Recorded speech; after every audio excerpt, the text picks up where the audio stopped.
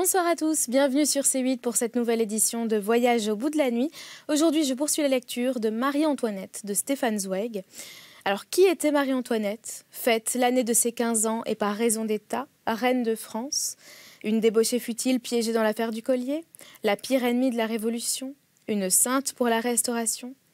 Marie-Antoinette rétablit la courbe d'un destin obscurci par la passion ou la honte posthume.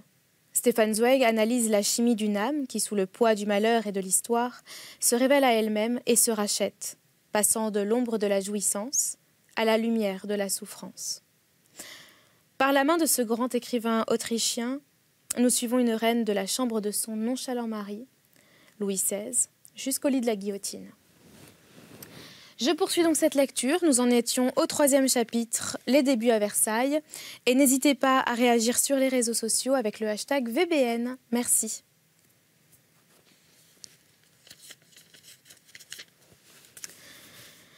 La comtesse de Noailles, elle non plus, n'a guère de chance avec son élève. Le tempérament indomptable de l'adolescente de 15 ou 16 ans se révolte sans cesse contre la mesure, contre l'emploi du temps toujours réglé, est liée à un paragraphe. Mais elle ne peut rien y changer. Elle décrit ainsi sa journée. Je me lève à 10h ou à 9h30 et m'ayant habillée, je dis mes prières du matin. Ensuite, je déjeune et de là, je vais chez mes tantes où je trouve ordinairement le roi. Cela dure jusqu'à 10h30. Ensuite, à 11h, je vais me coiffer. À midi, on appelle la chambre, et là, tout le monde peut entrer. Ce qui n'est point des communes gens. Je mets mon rouge et lave mes mains devant tout le monde. Ensuite, les hommes sortent, et les dames restent, et je m'habille devant elles. À midi est la messe. Si le roi est à Versailles, je vais avec lui et mon mari et mes tantes à la messe. S'il n'y est pas, je vais seule avec monsieur le dauphin. Mais toujours à la même heure. Après la messe, nous dînons, à nous deux, devant tout le monde. Mais cela est fini à 1h30, car nous mangeons fort vite, tous deux.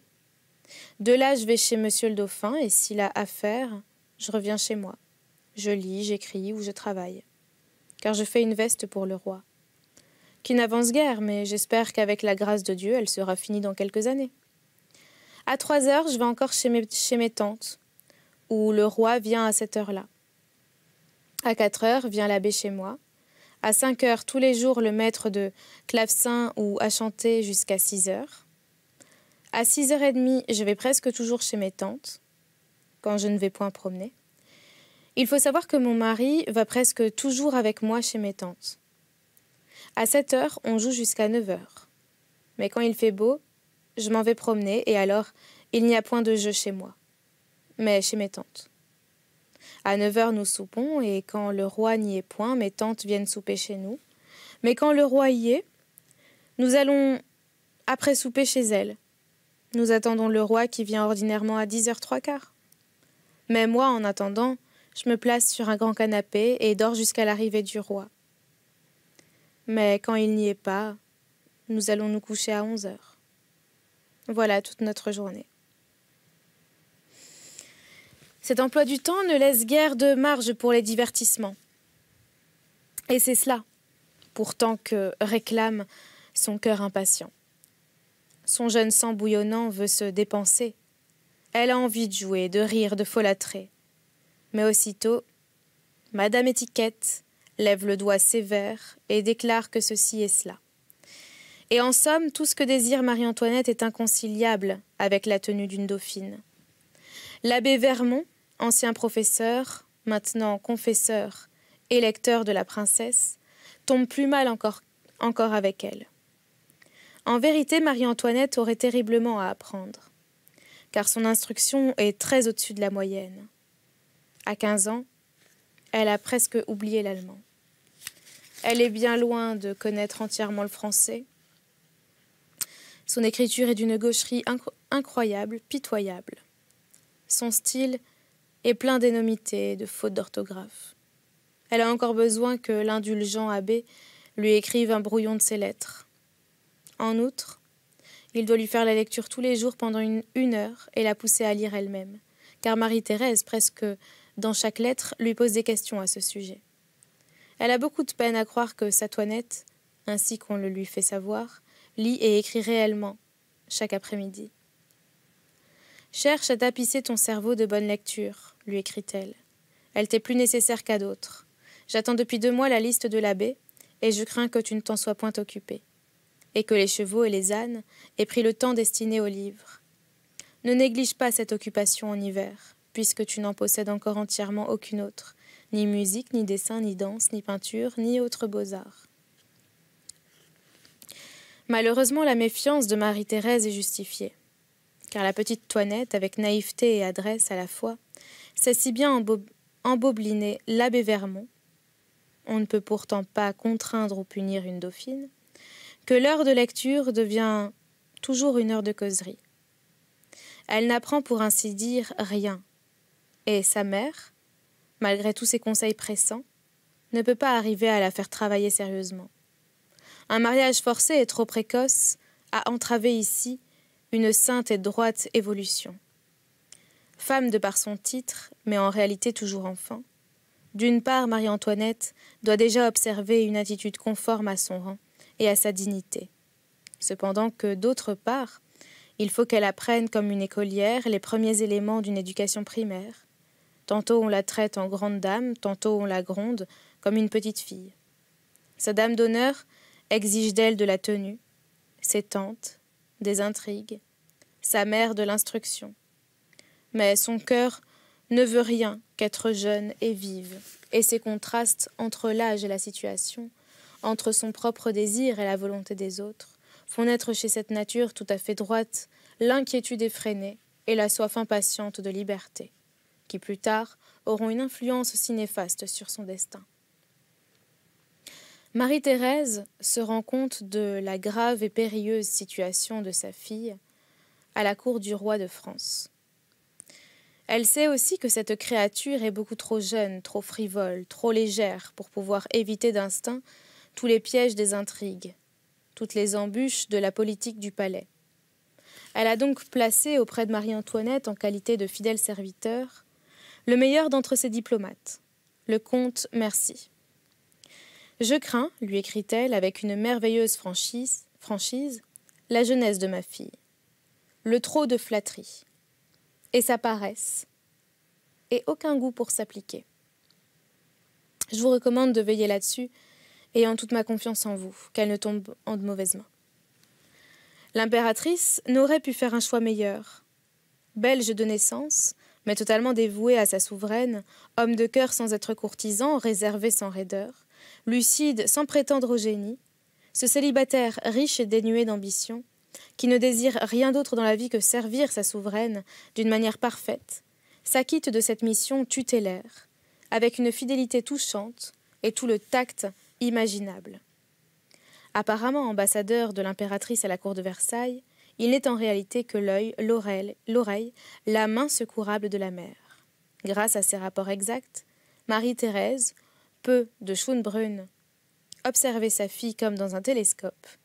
Elle sait chaque mot que prononce Marie-Antoinette, chaque livre qu'elle lit, ou plutôt qu'elle ne lit pas. Elle connaît chaque robe qu'elle revêt, elle apprend comment elle passe ou gaspille chaque journée, à qui elle parle, quelle faute elle commet, car Mercy, avec beaucoup d'habileté, a resserré le réseau autour de sa protégée. C'est ainsi qu'il écrit à Marie-Thérèse « Je me suis assuré de 3 personnes du service en sous-ordre de Madame l'archiduchesse. Je suis informé jour par jour des conversations de l'archiduchesse avec l'abbé de Vermond, auquel elle ne cache rien. J'apprends par la marquise de Durfort, jusqu'au moindre propos de ce qui se dit chez mesdames, et j'ai plus de monde et de moyens encore à savoir ce qui se passe chez le roi, quand Madame la Dauphine s'y trouve. À cela, je joins encore mes propres observations, de façon qu'il n'ait pas d'heure dans la journée de laquelle je ne sois en état de rendre compte sur ce que Madame l'archiduchesse peut avoir dit ou fait ou entendu. Et j'ai donné à mes recherches toute cette étendue, parce que je sens combien le repos de votre majesté y est intéressé. » Ce loyal et dévoué serviteur rapporte avec une entière exactitude, sans le moindre ménagement, ce qu'il entend et épille. Des courriers spéciaux, des vols postaux réciproques, représentant à cette époque l'art principal de la diplomatie, transmettent ces rapports intimes destinés exclusivement à Marie-Thérèse et que l'empereur Joseph et le chancelier d'État ne peuvent pas lire, grâce aux enveloppes fermées portant la suscription Tibisoli. Parfois, il est vrai, l'innocente Marie-Antoinette s'étonne de la promptitude et de l'exactitude avec lesquelles on est renseigné à Schönbrunn sur les moindres détails de son existence. Mais jamais elle ne soupçonne que ce monsieur aux cheveux grisonnants, si amical et si paternel, est l'espion intime de sa mère, et que les lettres exhortantes et mystérieusement omniscientes de l'impératrice sont demandées et inspirées par Mercy lui-même. Car il n'a pas d'autre moyen que l'autorité maternelle pour agir sur l'indomptable enfant. Comme ambassadeur d'une cour étrangère bien qu'ami, il ne lui est pas permis de donner à la dauphine des règles de conduite morale. Il n'a pas à vouloir éduquer ou influencer une future reine de France. En conséquence, chaque fois qu'il veut obtenir quelque chose, il demande une de ces lettres affectueusement sévères que Marie-Antoinette reçoit et ouvre avec un battement de cœur. Cette enfant frivole, qui n'est soumise à aucune autre personne sur terre, éprouve toujours une crainte sacrée quand sa mère lui parle, ne fût-ce que par écrit. Alors elle incline humblement la tête, même sous le blâme le plus dur. Affectueuse et cordiale, et ennemie de la réflexion, l'enfant qu'est Marie-Antoinette n'a vraiment aucune antipathie pour tous ces gens qui l'entourent. Elle aime bien son grand-papa par alliance, Louis XV, qui la dorlote. Elle s'entend passablement avec Mesdames et Madame Étiquette. Elle a une grande confiance en son bon confesseur Vermont et une affection respectueuse et candide pour le calme et cordial ami de sa mère, l'ambassadeur Mercy. Mais tous sont de vieilles personnes sérieuses, graves, mesurées, cérémonieuses, tandis qu'elle, avec ses 15 ans, il lui faudrait quelqu'un de son âge, avec qui elle pourrait s'amuser gaiement, ingénument et en toute tranquillité. Elle voudrait des compagnons de jeu, et non pas seulement des maîtres, des surveillants et des gens qui la réprimandent. Sa jeunesse a soif de jeunesse. Mais avec qui être gai, avec qui jouer dans cette froide maison de marbre cruel et solennel? Au fond, le compagnon de jeu qui lui conviendrait le mieux, quant à l'âge, se trouve auprès d'elle. C'est son propre époux, qui n'a qu'un an de plus, mais ce garçon grognon, timide et souvent même grossier par timidité, ce lourdeau évite toute familiarité avec sa jeune femme. Lui non plus d'ailleurs n'a jamais manifesté le moindre désir d'être marié si tôt, et il se passe un certain temps avant qu'il ne se décide à être quelque peu poli envers cette fillette étrangère. Il ne reste donc que les frères cadets de son mari, les comtes de Provence et d'Artois, âgés de 13 et 14 ans. Avec eux, Marie-Antoinette s'amuse parfois comme une enfant. Ils s'empruntent des costumes et font secrètement du théâtre, mais il faut que tout soit promptement caché dès qu'approche Madame Étiquette. Une dauphine ne doit pas être prise en train de jouer. Pourtant, cette enfant pétulante a besoin de se divertir, d'aimer quelque chose. Un jour, elle demande à l'ambassadeur qu'on lui envoie de Vienne un chien mops. Un autre jour, la sévère gouvernante s'aperçoit, horreur, que la future reine de France a fait monter dans sa chambre les 2 petits-enfants d'une domestique et qu'elle se traîne et s'ébat par terre avec eux sans se soucier de ses beaux habits. Dès la première à la dernière heure, l'être libre et naturel qu'il y a en Marie-Antoinette lutte contre tout l'artificiel de ce milieu, devenu le sien par le mariage, contre le pathétique précieux de ses jupes à panier et de cette tenue corsetée. La viennoise, légère et jouisseuse, s'est toujours sentie étrangère dans le solennel palais de Versailles. Chapitre 4. La lutte pour un mot. Ne te mêle pas de politique, ne t'occupe pas des affaires des autres.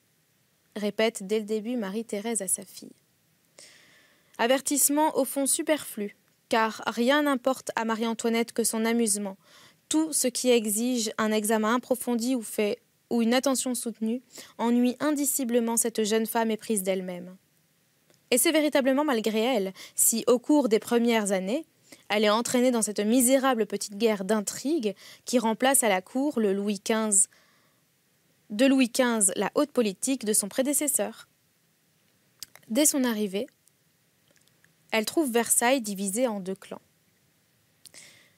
La reine est morte depuis longtemps, légitimement donc le premier rôle féminin à la cour, avec toutes les prérogatives qu'il comporte, revient aux trois filles du roi. Mais maladroites, stupides et mesquines, ces trois bigotes intrigantes ne savent profiter de leur situation que pour se tenir au premier rang à la messe et avoir le pas aux réceptions. Vieilles filles ennuyeuses et désagréables. Elles n'ont aucun ascendant sur le roi, qui ne recherche que son plaisir et jusque dans la sensualité la plus grossière. Aussi, comme elles sont sans pouvoir, sans influence, comme elles ne distribuent pas de place, aucun courtisan, même petit, ne brigue leur faveur et tout l'éclat, tout l'honneur va à celle qui n'a rien de commun avec l'honneur, à la dernière maîtresse du roi, à Madame du Barry. Issue de la lie du peuple, d'un passé obscur et même, si l'on veut donner créance au bruit qui court, parvenue dans la chambre à coucher royale après avoir passé par une maison publique, elle a obtenu de la faiblesse de son amant afin d'avoir un semblant de droit d'accès à la cour. Un époux nanti, d'un titre de noblesse, le comte du Barry, mari extrêmement complaisant, qui disparaît immédiatement et à jamais le jour même de la signature du mariage. Toujours est-il que ce nom a fait admettre à Versailles l'ex-fille des rues. Pour la deuxième fois, une farce honteuse et ridicule s'est déroulée aux yeux de toute l'Europe. Un roi très chrétien s'est fait présenter officiellement à la cour, comme étant une dame noble, de lui inconnue, sa propre favorite bien connue de tous comme telle. Légitimée par cette réception, la concubine du roi habite le grand palais. 3 pièces seulement la séparent des filles scandalisées, et sa chambre communique avec les appartements royaux par un escalier construit tout exprès. Avec son corps expert et celui encore novice de jolie fille obligeante qu'elle amène au vieux libertin, elle tient Louis XV complètement sous sa dépendance. Pour obtenir la faveur du roi, il faut passer par son salon. Bien entendu, puisqu'elle a le pouvoir en main, tous les courtisans se pressent autour d'elle. Les ambassadeurs de tous les souverains attendent, pleins de respect dans son antichambre. Roi et prince lui envoient des cadeaux. Elle peut destituer les ministres, distribuer des charges, se faire construire des châteaux, disposer du trésor royal. De lourds colliers de diamants scintillent sur sa gorge voluptueuse. Des bagues énormes brillent à ses doigts, baisés avec ferveur par toutes les éminences, tous les princes et tous les solliciteurs, et un diadème invisible resplendit dans sa brune et luxuriante chevelure. Et voilà, c'est là-dessus que nous allons arrêter cette lecture pour aujourd'hui. J'espère que vous l'avez appréciée. N'hésitez pas à réagir sur les réseaux sociaux avec le hashtag VBN. Et voilà, je vous souhaite une très bonne nuit ou une très bonne journée et à bientôt.